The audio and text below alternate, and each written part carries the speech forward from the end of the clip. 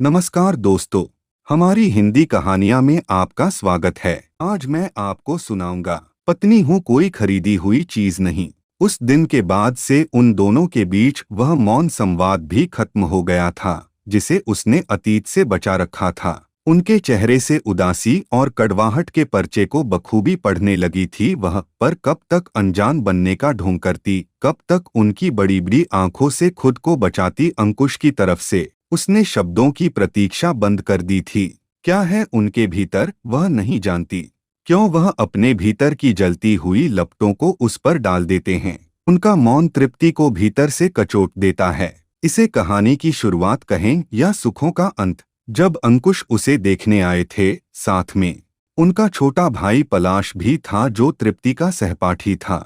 दोनों में दोस्ती कुछ ऐसी थी कि तय किया गया कि वाद विवाद प्रतियोगिता में जो भी हारेगा वह जीतने वाले को किसी एक विषय में परफेक्ट बना देगा, परिस्थितियां चाहे जैसी भी हों।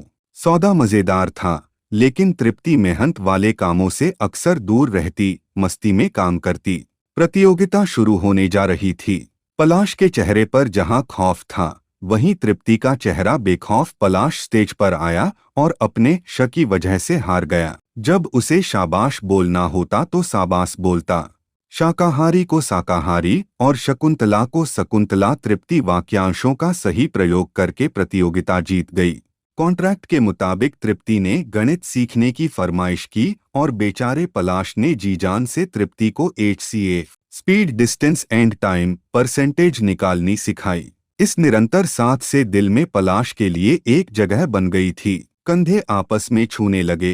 कभी वह तृप्ति के दुपट्टे पर बैठ जाता और दुपट्टा खींचते वक्त उसका पूरा दुपट्टा ही गिर जाता। तब पलाश खुद उठकर उसका दुपट्टा संभाल देता। छोटी छोटी चीजें तृप्ति के लिए बहुत मायने रखती थीं, लेकिन पलाश तो चंचल अलहड़ नटखट था। उसे इन सब बातों से कोई फर्क नहीं पड़ता था। न तो वह रोमांटिक फिल्में देखता, न मिल्स एंड बूंस के उपन्यास पढ़ता। उसके पास तो बहस करने के लिए राष्ट्रीय अंतर्राष्ट्रीय घटनाक्रम होते, पढ़ने को पत्र पत्रिकाएं होती। पलाश तृप्ति को राजनीति से संबंधित बातें बताता और तृप्ति उसे रोमानी उपन्यासों की कहानियां चटकारे ले लेकर सुनाती। खूबसूरत सी यह दोस्ती शायद प्रेम का रूप लेती, लेकिन अगले कुछ दिनों में ही अंकुश का रिश्ता तृप्ति के लिए आ गया। अंकुश के घर वालों ने पहली नजर में तृप्ति को पसंद कर लिया। 1 महीने के भीतर ही वह उस घर की बहू बन गई। तृप्ति और अंकुश के स्वभाव में बेहद फर्क। तृप्ति हंसमुख और चंचल थी तो अंकुश गंभीर चिड़चिड़े स्वभाव के। पहली ही रात उन्होंने अपने कड़वेपन का सबूत दे दिया था। तृप्ति अपने कमरे में बैठी उनका इंतजार करती रही। उसे नींद आ ही रही थी कि अंकुश आए और बदबू का एक भभका उनके साथ ही भीतर घुसा। आते ही वह बिस्तर पर औंधे मुंह गिरे और कुछ ही देर में गहरी नींद में डूब गए। न जाने रात के किस प्रहर में अंकुश ने तृप्ति को टटोलना शुरू किया। उसे महसूस हुआ जैसे उसके बदन में हजारों बिच्छू रेंग रहे हों। वह पसीना पसीना हो गई। अपनी चीख को उसने दोनों हाथों को मुंह पर रखकर किसी तरह रोका। अंकुश तो फिर सो गए, लेकिन तृप्ति सोचती रही कि क्या पुरुष को सुख बांटना नहीं आता। वह हर चीज को हड़पना क्यों चाहता है। क्या उसे बस छीनना ही आता है। एक वाक्य भी तो प्रेम से नहीं बोला अंकुश ने उससे। फिर कैसे उन्होंने पत्नी पर हक मान लिया। जानती है, यदि वह कुछ कहते भी तो शब्दों का मंतव्य बड़ा कटु होता। जब तक वह एक तरफा संघर्ष चलता रहा, उसकी आंखों और मुंह में रेत की तरह कुछ किरकिराता रहा। चेहरे पर कोई भाव नहीं, शरीर लावा उगल रहा था। क्या वह पूरे मन से अंकुश की नहीं हो सकी है, या फिर अगर यही वैवाहिक जीवन का सुख है तो फिर शायद इस विवाह को वह नहीं निभा सकेगी। शादी के बाद की वह मनहूस रात बड़ी मुश्किल से कटी। किसी तरह सुबह हुई तो वह नहाकर किचन में गई। नाश्ता टेबल पर लगाया तो पता चला कि अंकुश जा चुके हैं। शायद पलाश ने उसके मन के भाव पढ़ लिए थे। वह टेबल पर बैठा, नाश्ता किया, साथ ही तृप्ति के खाने की खूब तारीफ की। फिर पलाश ने उसे पूरा घर दिखाया। शादी की सीढ़ी भी दोनों ने साथ मिलकर देखी। पलाश से वह हर विषय पर बेझिझक बातें कर लेती थी। दोस्तों और प्रोफेसरों के किस्से पलाश चटखारे लेकर सुनाता तो तृप्ति हंसे बिना नहीं रह पाती। अंकुश के आने का कोई समय नहीं था। वह देर रात गए आते। तृप्ति खाने पर इंतजार करती रहती। 4 महीने में उसे याद नहीं कि कभी अंकुश ने एक बार भी उसके खाने की तारीफ की हो या उसकी किसी बात की सराहना की हो। शादी के बाद तो जैसे वह गुनगुनाना ही भूल गई थी। अंकुश के पास समय नहीं था। अब पलाश भी ट्यूशन पढ़ के देर से घर आता बच जाता तो गहरा सूनापन जिसमें माँ के चेहरे पर जमे बूढ़े शैथिल्य के बीच दिन भर वह अपनी कच्ची आंखें इधर उधर भटकाती फिरती कठिन क्षण थे वे। कोई आत्मीय स्पर्श नहीं। उसने BSc की थी, आगे पढ़ने की चाह भी थी। शादी से पहले ही यह बात तय हो गई थी कि तृप्ति जो करना चाहे करे। लेकिन अब कोई बात भी नहीं करता था। अंकुश तो उसकी परछाई से भी दूर रहते। माँ ने विदाई के वक्त यही परंपरागत वाक्य तृप्ति से कहा था कि ऐसा कोई काम कभी मत करना जिससे घर के संस्कार धूमिल पड़े। सुबह उठी तो उसका मन बेहद दुखी हुआ क्योंकि सास उसके उठने से पहले ही उठ गई थीं। वह अंकुश का नाश्ता तैयार करके कपड़े धो रही थीं। धीरे धीरे रोज का यही नियम हो गया। तृप्ति के उठने से पहले ही सास उठकर अंकुश के सारे कार्य कर देती। पता भी नहीं चलता कि वह कब उठ गई। वह लाख कोशिश करती लेकिन माँ 5 बजे तक काम खत्म कर चुकी होती। तृप्ति को बिना नहाए किचन में घुसने की इजाजत नहीं थी। आज जब किचन में आई तो राज की तरह सारा काम हो गया था। अंकुश टिफिन लेकर निकल रहे थे। उन्होंने तृप्ति को तीखी नजरों से देखा, फिर पैर पटकते हुए बाहर निकल गए। वह अंकुश से कहना चाहती थी, माँ 4 बजे ही किचन में चली आती हैं और मुझे बिना नहाए किचन में आने की इजाजत नहीं है। क्या मैं 3 बजे ही नहाकर किचन में जाऊं? रात में सो नहीं। कहती किससे सुनने वाला तो जा चुका था। उसे असहनीय पीड़ा होती। लाख चाहने पर भी उस भीषण आवेग को कहाँ रोक पाती। माँ कुछ नहीं कहती, सारा काम खुद करने बैठ जाती। कोई सहेली आती तो भी वह काम न छोड़ती। तृप्ति को शर्म आती। माँ कड़कदाती ठंड में भी बर्तन धोती रहती। अंकुश तो हमेशा ही घुटे घुटे रहते। केवल रात में उनके भीतर का पुरुष जागता। तृप्ति बचना चाहती लेकिन कुछ न कर पाती। वह चीखना चाहती, उन्हें दूर फेंक देना चाहती। क्या यही है मेरी इज्जत तुम्हारी नजरों में? मैं तुमसे बात करना चाहती हूँ।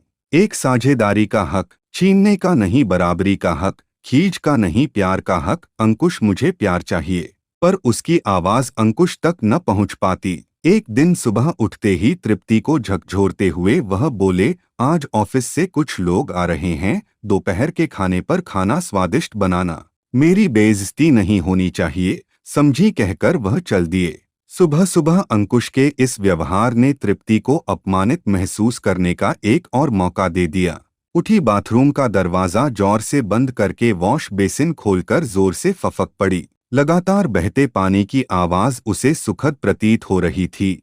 वह अपना अपमान, क्षोभ, पीड़ा सब कुछ उस पानी में बहा रही थी।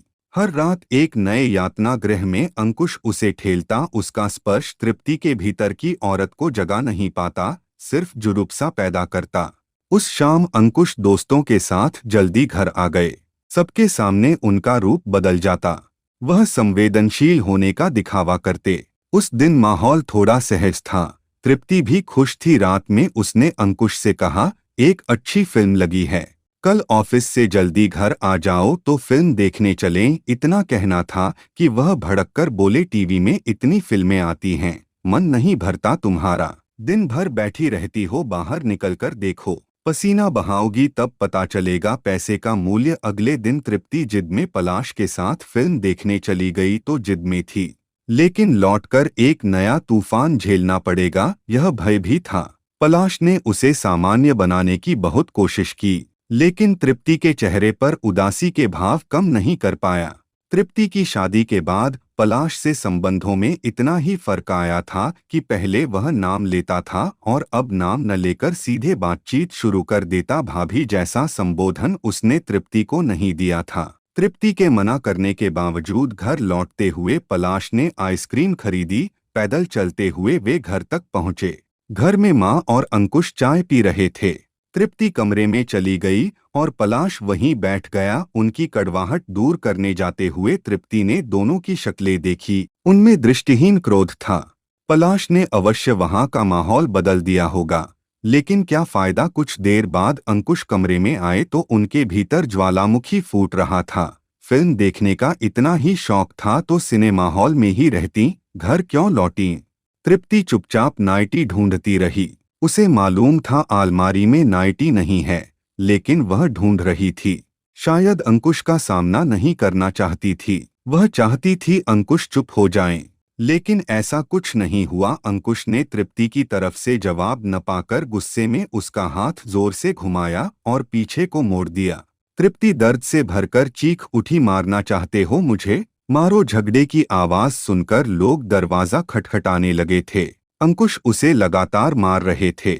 वह जानती थी मुंह खोलकर उसने अंकुश के राक्षस को उजागर कर दिया है और आज के बाद कभी इस घर में चैन से नहीं रह पाएगी। हर नजर उस पर उठेगी, सब उसे पतिता की तरह देखेंगे। अंकुश गुस्सा पूरी तरह निकालने के बाद कमरे से बाहर चले गए।